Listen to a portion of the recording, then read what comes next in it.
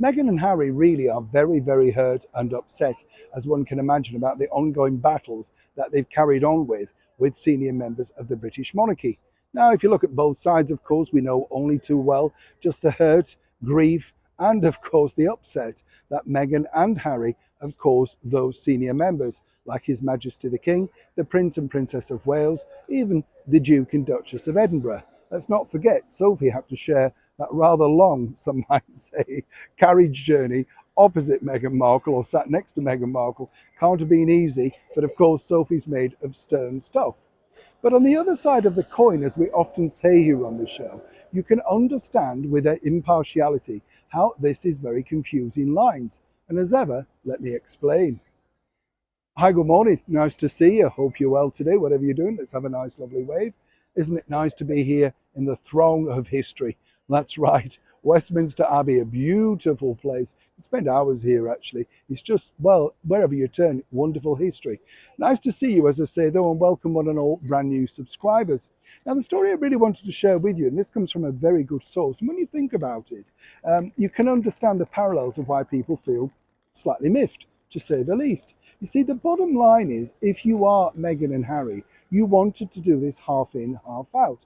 And we all know too well that our late and beautiful monarch, Her Majesty the Queen, said no. But as we've also seen recently, Prince Harry defied the monarch's wishes by using his HRH status in His Majesty's court. So he clearly wants to do what he wants to do. But the bigger picture is truly this. You see, according to that source, one of the questions, sit-downs that Meghan Markle would like to have with King Charles, which he's been unlucky enough so far to procure, is simply this.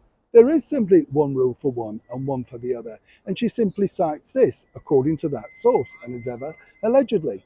If you look at the Duchess of York, she's recently launched her own podcast, which says Tea with Fergie, brackets Duchess of York. If you look at the Duchess of York, Fergie, she recently released a book, one of her many novels, Sarah Ferguson, brackets Duchess of York. So Harry and Meghan truly believe that, well, look, other members are allowed to do things like that, which is profiteering, making money, and they are considered, particularly now at least, to be back in the senior royal fold. What is the difference? Now, according to that source and her agents, you can understand the level of confusion. But if you also look at the bigger picture, perhaps Sarah, Duchess of York, iron this particular detail out slightly better, smarter, and with a degree of professionalism.